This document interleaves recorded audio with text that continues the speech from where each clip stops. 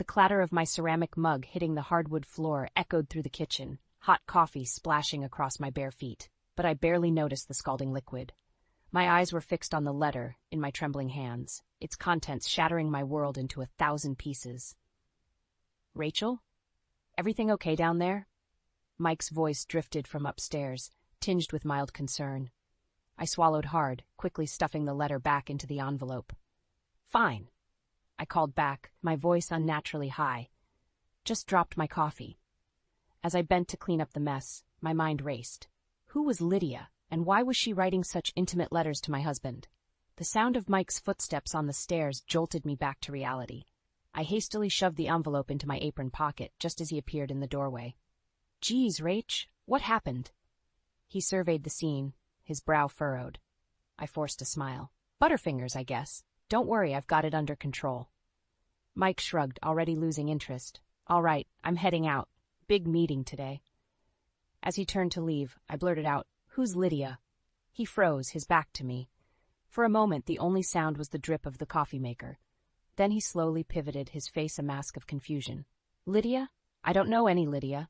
The lie hung between us, heavy and suffocating. I wanted to scream, to confront him with the evidence burning a hole in my pocket, but something held me back. Maybe it was the fear of what would happen if I did. Or maybe it was the sudden realization that I needed more information before I made my next move. "Oh," I said lightly, "must have been thinking of someone else. Have a good day, honey." Mike's shoulders visibly relaxed. He gave me a quick peck on the cheek and headed out the door. As soon as I heard his car pull away, I sank to the floor, my back against the kitchen island. The letter felt like it was searing my skin through the fabric of my apron. With shaking hands, I pulled it out and read it again, hoping I'd somehow misunderstood. But the words were clear. "My dearest Mike, last night was magical.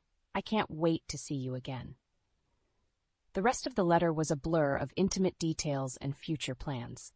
Plans that didn't include me or our daughter, Amelia. The shrill ring of the phone startled me out of my daze. I scrambled to my feet, composing myself before answering. "Rachel, it's your mother-in-law." Mrs. Grant's crisp voice cut through the line. "I trust you remember the charity luncheon this afternoon?" I closed my eyes, suppressing a groan. "Of course, Mrs. Grant, wouldn't miss it." "Excellent, and do make sure Amelia is properly dressed this time. Last month's ensemble was questionable at best." I bit back a retort. "Yes, Mrs. Grant, we'll be there." As I hung up, a wave of rebellion washed over me. Why was I still jumping through hoops for this woman? Why was I pretending everything was fine when my world was crumbling around me? The ding of my laptop interrupted my spiraling thoughts. A notification from my online store, another sale of my handcrafted jewelry. Despite everything, a small smile tugged at my lips. My little business, started as a hobby, was beginning to flourish. As I packaged up the order, an idea began to form. Maybe it was time to stop playing by everyone else's rules. Maybe it was time to take control of my own destiny. I glanced at the clock. The luncheon was in 2 hours. Just enough time to set my plan in motion. Picking up my phone, I dialed a number I'd sworn I'd never use. "Hello, is this divorce attorney Johnson's office? I'd like to schedule a consultation." As I hung up, a mix of fear and exhilaration coursed through me. The game was about to change, and this time, I was making the rules. The charity luncheon was in full swing, a sea of pastel suits and pearls. I smoothed down Amelia's dress, silently praying it would meet Mrs. Grant's exacting standards. "Rachel, darling." Mrs. Grant's voice cut through the chatter. "There you are. And Amelia, well, I suppose that dress will have to do." I bit my tongue, forcing a smile. "Hello, Mrs. Grant." Amelia picked it out herself. Mrs. Grant's lips tightened. Did she now? Well, perhaps it's time we had a talk about proper attire for young ladies. Before I could respond, she whisked Amelia away, leaving me alone in a crowd of Mike's relatives and business associates. I felt like a fish out of water, my mind still reeling from the morning's discovery. "Rachel!" a shrill voice called out. I turned to see Aunt Mildred waving me over. "Come, dear. We were just discussing the upcoming family reunion." I reluctantly joined the group, my stomach churning. Family reunion? This was the first I'd heard of it. "Oh yes," Aunt Mildred continued, oblivious to my discomfort. "It's going to be quite the affair, a week-long celebration of the Grant family legacy." "A week?" I I echoed, my voice weak. Mrs. Grant suddenly materialized beside me. Of course, dear. Didn't Mike tell you? It's been in the planning for months. I swallowed hard, anger bubbling up inside me. No, Mike hadn't told me, just like he hadn't told me about Lydia. I'm afraid we won't be able to make it, I heard myself say. The words hung in the air, heavy with defiance. Mrs. Grant's eyes narrowed. Nonsense. This is a family obligation. You and Amelia will be there. Actually, I said, my voice growing stronger, Amelia has a school project that week. It's very important for her grade. The lie tasted sweet on my tongue. For once, I was taking control. Mrs. Grant's face darkened. Rachel, I don't think you understand. This reunion is not optional. The entire family will be there, including the board members of Mike's company. Your absence would be noticed. The threat in her voice was clear. I opened my mouth to argue further, but a commotion across the room caught my attention. Amelia was standing by the dessert table, tears streaming down her face as she furiously wiped at a large stain on her dress. I rushed over, my heart pounding. Amelia, sweetie, what happened? I'm sorry, Mom, she sobbed. I didn't mean to. The punch just spilled and... It's okay, honey, I soothed, grabbing napkins to dab at the stain. Accidents happen. Mrs. Grant's voice cut through the moment. Well, I suppose this is what happens when children aren't properly taught etiquette. I whirled around, my patience finally snapping. That's enough. Amelia is a child, not one of your society puppets. She doesn't need your criticism or your outdated rules. The room fell silent, all eyes on us. Mrs. Grant's face turned an alarming shade of red. How dare you speak to me like that, she hissed. After everything we've done for you. Done for me? I laughed bitterly. You mean controlling every aspect of my life? Dictating how I should dress, act, raise my daughter? I grabbed Amelia's hand, suddenly feeling lighter than I had in years. We're leaving, and we won't be at your reunion. As we walked out, I could hear the whispers starting behind us, but for once I didn't care what they thought. In the car, Amelia looked at me with wide eyes. Mom, are we in trouble? I took a deep breath, realizing the magnitude of what I'd just done. No, sweetie, we're not in trouble. We're just making some changes. As I drove home, my phone buzzed incessantly. Texts from Mike, voicemails from Mrs. Grant. I ignored them all. Instead, I focused on the road ahead, my mind racing with possibilities. It was time to start living life on my own terms. And the first step? Finding out exactly who this Lydia was. The days following the charity luncheon were a whirlwind of tense silence and barely concealed hostility. Mike's cold shoulder was a stark contrast to Mrs. Grant's incessant phone calls, which I steadfastly ignored. Amelia, caught in the crossfire, grew increasingly withdrawn. One evening, as I sat at my crafting table, meticulously beading a necklace for an online order, Amelia's small voice broke the silence. Mom, why is everyone so angry? I set down my tools, turning to face her. Sometimes, sweetie, grown-ups have disagreements, but it's not your fault, okay? She nodded, unconvinced. Is it because of the luncheon, because I spilled punch on my dress? My heart clenched. No, honey, it's much more complicated than that. Just then, Mike stormed into the room, his face thunderous. Rachel, we need to talk. Now. I glanced at Amelia, who had shrunk back at her father's tone. Sweetie, why don't you go upstairs and start your homework? I'll be up soon. As soon as Amelia was out of earshot, Mike exploded. What the hell were you thinking, embarrassing my mother like that? Do you have any idea what you've done? I stood my ground, anger bubbling up inside me. What I've done? How about what you've done, Mike? Or should I ask Lydia about that? The color drained from his face. What are you talking about? I laughed bitterly. Don't play dumb. I found the letters. How long has it been going on? Mike's shock quickly morphed into defensiveness. That's none of your business. What I do in my private time. None of my business, I interrupted, my voice rising. I'm your wife. Amelia is your daughter. How dare you? Keep your voice down, Mike hissed, glancing nervously at the stairs. Look, what's done is done. But you need to fix things with my mother. The family reunion is important for my career. I stared at him, incredulous. Your career? Is that all you care about? Before he could respond, my phone pinged. Another sale notification from my online store. Despite everything, a small smile tugged at my lips. Mike's eyes narrowed. What's that? Another order for your little hobby? The condescension in his voice was the final straw. It's not a hobby, Mike. It's a business. My business. And it's doing quite well, actually. He scoffed. please, those trinkets you make? That's not a real job. Something inside me snapped. No? Well, this hobby of mine made more last month than your precious job did. The shock on Mike's face was almost comical. What? That's impossible. I pulled out my phone, showing him the sales figures. His eyes widened in disbelief. I don't need your money anymore, Mike, and I certainly don't need your mother's approval.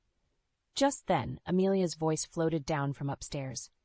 Mom, can you help me with my math homework? I turned to go, but Mike grabbed my arm. This conversation isn't over, Rachel. You can't just walk away from your family obligations. I wrenched my arm free. Watch me. As I climbed the stairs, my mind was racing. I knew this was far from over. Mrs. Grant wouldn't let go without a fight, and Mike, well, Mike had made his priorities clear. I paused outside Amelia's room, taking a deep breath to compose myself. As I pushed open the door, I made a silent vow. No matter what it took, I would protect Amelia from this toxic environment, even if it meant leaving everything behind. Amelia looked up as I entered, her eyes wide with worry. Mom, is everything okay? I forced a smile, sitting down beside her. Everything's going to be fine, sweetie. Now, let's take a look at that math homework. As we bent over her textbook, I couldn't shake the feeling that a storm was brewing. But for the first time in years, I felt ready to face it head-on. The afternoon sun streamed through the kitchen window as I put the finishing touches on a custom-ordered bracelet. The house was quiet, a rare moment of peace in the chaos that had become our lives. I glanced at the clock, realizing Amelia would be home from school soon. As if on cue, I heard the front door slam. But instead of Amelia's usual cheerful greeting, I was met with the sound of muffled sobs. Amelia? I called out, my heart racing as I rushed to the entryway. My daughter stood there, her backpack on the floor, tears streaming down her face. Mom, she choked out, I saw. I pulled her into my arms, stroking her hair. Shh, it's okay. Take a deep breath. What did you see? Amelia pulled back, her eyes red and puffy. I went to surprise Dad at his office. But he was with someone. A woman. They were kissing. The world seemed to tilt on its axis. I knew about Lydia, of course, but hearing it from Amelia, seeing the pain in her eyes, it was a whole new level of betrayal. Oh, sweetheart, I whispered, fighting to keep my voice steady. I'm so sorry you had to see that. Amelia's sobs turned to hiccups. Why would Dad do that? Doesn't he love us anymore? The question pierced my heart. How could I explain something I didn't understand myself? Your father loves you very much, I said, choosing my words carefully. Sometimes adults make mistakes, big mistakes. Amelia's eyes narrowed. You knew, didn't you? That's why you and Dad have been fighting. I nodded, unable to lie. I found out recently. I was trying to figure out how to tell you. Were you going to tell me at all? Amelia's voice was sharp, accusatory. The question caught me off guard. Of course I was. I wanted to protect you. Protect me? Amelia scoffed, suddenly sounding much older than her years. By lying to me? By pretending everything was fine. Her words hit me like a physical blow. Had I been so caught up in my own pain that I'd failed to see what was right in front of me? Before I could respond, the front door opened again. Mike walked in, his face falling as he took in the scene before him. What's going on? He asked, his voice wary. Amelia whirled to face him, her grief turning to anger. I saw you. With her. How could you do that to Mom? To us? Mike's face drained of color. Amelia, I can explain. No, I cut in, my voice steely. You don't get to explain. Not now. I turned to Amelia. Sweetie, why don't you go up to your room? I need to talk to your father. For a moment I thought she might refuse, but then she nodded, grabbing her backpack and heading upstairs. The slam of her bedroom door echoed through the house. Mike and I stood in silence, the weight of years of lies and resentment hanging between us. Rachel, he started, I never meant for Amelia to find out like this. I laughed bitterly. Oh, and how exactly did you mean for her to find out, or were you planning on keeping your little affair a secret forever? Mike's face hardened. It's not like that, Lydia. She understands me. She doesn't try to change me like you do. His words ignited a fire within me. Change you? I've spent years molding myself to fit your family's expectations, and this is how you repay me. I took a deep breath, steadying myself. You know what? I'm done. Done pretending, done making excuses, done living this lie. Mike's eyes widened. What are you saying? I met his gaze, my resolve strengthening with each passing second. I'm saying it's over, Mike. I want a divorce. The words hung in the air, heavy with finality.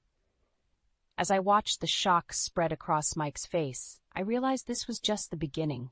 The real battle was yet to come. The word divorce hung in the air like a thundercloud, heavy and ominous. Mike's face cycled through shock, anger, and finally a cold determination that sent chills down my spine. "You can't be serious," he scoffed. "What about Amelia?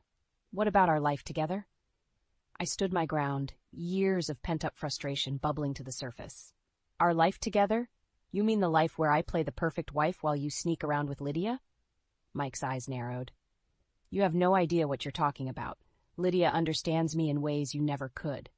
"Oh, I understand plenty," I shot back. "I understand that you're a liar and a cheat, and I'm done pretending otherwise." Just then, Amelia's bedroom door creaked open. We both froze, realizing our voices had risen to dangerous levels. "Mom? Dad?" Amelia's voice wavered. "Are you guys getting divorced?" The pain in her voice cut through me like a knife. I turned to face her, my heart breaking at the sight of her tear-stained face. "Sweetie," I began, but Mike cut me off. "Of course not," he said smoothly. "Your mother's just upset. We'll work things out." I whirled on him, fury coursing through my veins. "Don't you dare lie to her. Not anymore." Turning back to Amelia, I took a deep breath. "Honey, I don't know what's going to happen, but I promise you, no matter what, I'll always be here for you." Mike's phone buzzed, breaking the tense silence. He glanced at it, his face paling. "I have to go," he muttered, heading for the door. "Let me guess," I called after him. "Lydia needs you." The slam of the front door was his only response. Amelia collapsed into my arms, her body shaking with sobs. As I held her, my mind raced. How had we gotten here? How could I protect her from the storm that was surely coming? The next morning, I woke to the insistent ringing of the doorbell. Groggily, I made my way downstairs, only to find Mrs. Grant on my doorstep, her face a mask of barely contained fury. "Rachel," she said, her voice dripping with disdain. "We need to talk." Before I could respond, she pushed past me into the house. "I've just had a very interesting conversation with Michael," she began, pacing the living room. "He tells me you're threatening divorce, over some ridiculous notion of infidelity, no less." I felt my anger rising again. "It's not a notion, Mrs. Grant. It's a fact, one that Amelia witnessed firsthand." Mrs. Grant waved her hand dismissively. "Children often misunderstand adult situations, and even if there was some indiscretion, surely you understand the importance of maintaining appearances?" I stared at her, incredulous. "Maintaining appearances? Is that all you care about?" "It's what you should care about," she snapped. "The Grant family name means something in this town. I won't have you dragging it through the mud over some petty marital spat." Something inside me snapped. "Petty? Your son has been cheating on me, lying to me, and you call it petty?" Mrs. Grant's eyes narrowed. "Listen carefully, Rachel. If you go through with this divorce, you'll lose everything. The house, your status, even Amelia. The Grants protect their own, and you're not one of us." Her words hit me like a physical blow. Could she really take Amelia from me? As if sensing my fear, Mrs. Grant pressed on. "Be sensible, dear. Let this foolishness go, and we can all move past it." I stood there, my mind reeling. The thought of losing Amelia was unbearable. But could I really go back to pretending? To living a lie? In that moment, I made my decision. Meeting Mrs. Grant's gaze, I spoke, my voice steady and clear. "Get out of my house." Mrs. Grant's eyes widened in shock. "Excuse me?" "You heard me," I said, my resolve strengthening with each word. "Get out, and tell Mike he can expect to hear from my lawyer." As I watched Mrs. Grant's retreating form, I felt a strange mix of terror and exhilaration. The battle lines were drawn. Now it was time to fight. The divorce papers felt heavy in my hands as I stood outside Mike's office. My heart raced. But I steeled myself for the confrontation ahead. This was it, the moment of truth. I pushed open the door without knocking. Mike looked up, surprise quickly morphing into annoyance. "Rachel, what are you doing here? I'm in the middle of—" "We need to talk," I cut him off, dropping the papers on his desk. "Now." Mike's eyes flickered to the documents, realization dawning on his face. "You can't be serious." "I've never been more serious in my life," I replied, my voice steady despite the trembling in my hands. "It's over, Mike. I want a divorce." He leaned back in his chair, a smirk playing at his lips. "Come on, Rachel. We both know you won't go through with this. What about Amelia? What about our life together?" His dismissive tone ignited a fire within me. Our life together? You mean the lie we've been living? The one where you sneak around with Lydia while I play the perfect wife? Mike's face hardened. You don't understand. Lydia.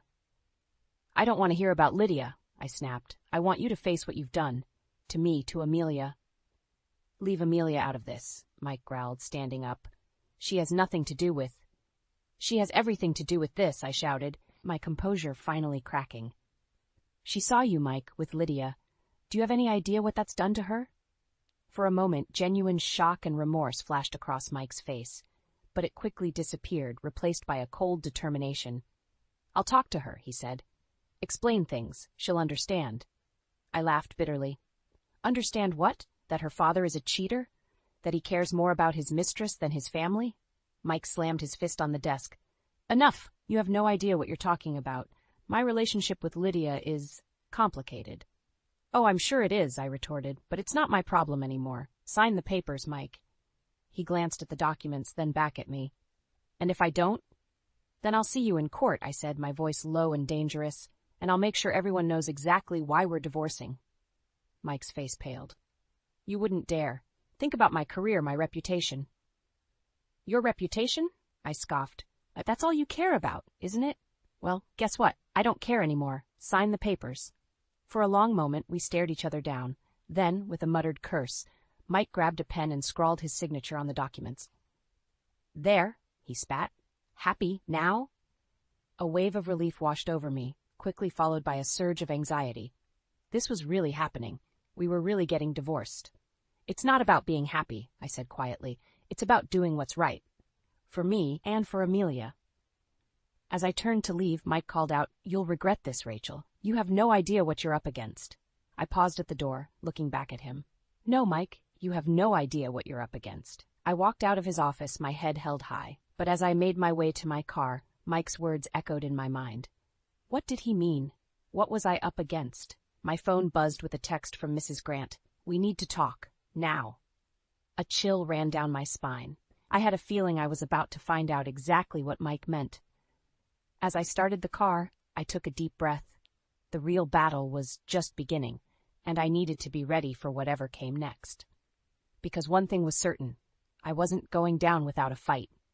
The Grant family Christmas gathering loomed before me like an impenetrable fortress.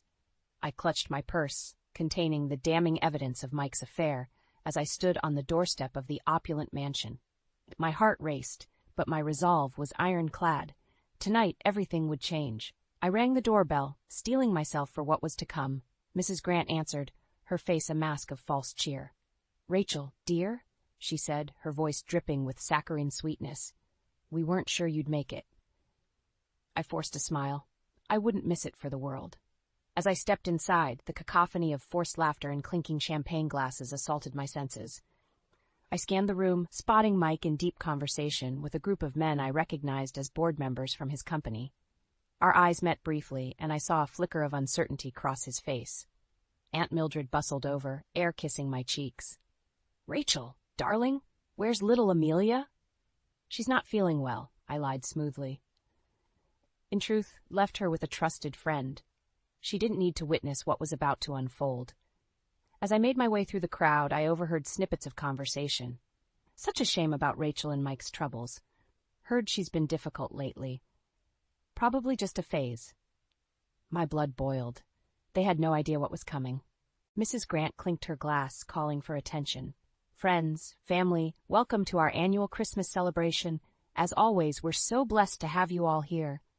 As she droned on about family values and tradition, I felt a presence at my elbow. It was Lydia, looking stunning in a red cocktail dress. Rachel, she said quietly, we need to talk. I turned to face her, my voice low and dangerous. Oh, we'll talk all right, but not just us. Before she could respond, I strode to the center of the room, my heart pounding in my ears. Excuse me, I called out, my voice cutting through the chatter. I have something I'd like to say. All eyes turned to me. Mrs. Grant's face tightened with barely concealed anger. Rachel, dear, this isn't the time. Oh, I think it's exactly the time, I interrupted. You all talk about family values and tradition. Well, let me tell you about the Grant family values. I pulled out the letters from my purse, holding them high. These are love letters, not between a husband and wife, but between a cheating husband and his mistress. A collective gasp rippled through the room. Mike started towards me, his face ashen. Rachel, don't. For years, I continued, my voice growing stronger, I've played the perfect wife. I've smiled and nodded and bent over backwards to fit into this family. But no more. I turned to face Mike and Lydia, who stood frozen in shock. You two deserve each other, but Amelia and I deserve better. Mrs. Grant stepped forward, her voice shrill. That's enough. How dare you cause such a scene? How dare I laughed bitterly. How dare you stand by and watch your son destroy his family? How dare you try to bully me into silence? The room was deathly quiet now, all pretense of festivity gone. I looked around at the shocked faces, feeling a strange sense of liberation. I'm done, I said firmly. Done with the lies, done with the manipulation, done with all of it. Mike, you'll be hearing from my lawyer. The rest of you? Merry Christmas. With that, I turned and walked out, leaving chaos in my wake. As I stepped into the cold night air, I heard the explosion of voices behind me. Accusations, denials, shocked exclamations. I got into my car, my hands shaking as I gripped the steering wheel. What had I done? The full weight of my actions began to sink in. I just burned every bridge, exposed every secret. There was no going back now. As I drove away from the Grant mansion, tears streaming down my face, I realized I was laughing. For the first time in years, I felt truly free. Whatever came next, I was ready to face it head on. The battle wasn't over, not by a long shot, but I'd fired the first shot, and there was no turning back now. 6 months after that fateful Christmas party, I stood in my new workshop, surrounded by the fruits of my labor. Delicate necklaces, intricate bracelets, and stunning earrings filled every surface. My online business had exploded, fueled in part by the publicity from my very public stand against Mike and the Grant family. The bell above the door chimed, and Amelia burst in, her face flushed with excitement. Mom, you won't believe what happened at school today, I smiled, setting down the piece I was working on. What is it, sweetie? Remember that essay contest I told you about? The one about overcoming adversity? Her eyes sparkled. I won first place. They want me to read it at the school assembly next week. Pride swelled in my chest. That's amazing, Amelia. I'm so proud of you. As she chattered on about her plans for the assembly, I marveled at the change in her. Gone was the withdrawn, anxious girl from 6 months ago. In her place stood a confident, vibrant young woman. The shop door opened again, and I tensed instinctively. But it was just Sarah, my new assistant, laden with shipping boxes. Hey, Rachel, she called out. You're not going to believe this. We just got an order for 500 custom pieces for a major department store. I gasped, my mind reeling at the implications. This could be the breakthrough we'd been waiting for. As I helped Sarah unpack, my phone buzzed. It was a text from Mike. We need to talk about the custody arrangement. Can we meet? A familiar knot formed in my stomach, but I pushed it aside. I'd faced worse and come out stronger. Everything okay, Mom? Amelia asked, noticing my expression. I smiled reassuringly. Everything's fine, sweetie. Just your dad wanting to talk. Amelia's face clouded briefly, but she nodded. You know, I've been thinking, maybe I could see him sometime, if you're okay with it. Her words caught me off guard. We'd had a rough few months after the divorce, with Amelia refusing to see Mike at all. But now, if that's what you want, we can arrange it, I said carefully. But only if you're sure. Amelia nodded, her expression resolute. I am. I think I'm ready to face him. In that moment, I saw a strength in my daughter that I'd always hoped she'd find. A strength that mirrored my own journey. As we closed up shop that evening, I reflected on the whirlwind of the past 6 months.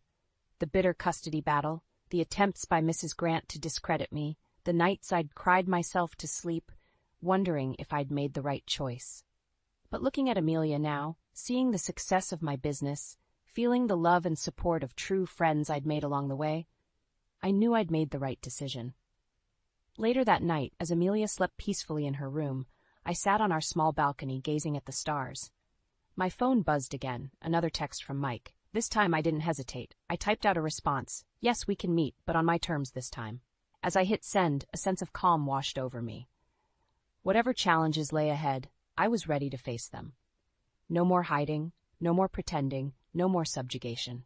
I thought back to that terrified woman who'd found those letters all those months ago. She seemed like a stranger now.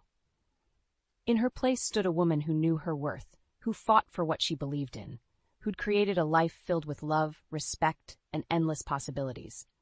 The future stretched out before me, bright and full of promise. There would be struggles, of course, but I was no longer afraid. I had found my voice, my strength, my true self. And nothing, not Mike, not Mrs. Grant, not anyone, could ever take that away from me again. As the cool night breeze caressed my face, I smiled. This wasn't an ending, it was a beginning. My beginning, our beginning. And I couldn't wait to see what came next.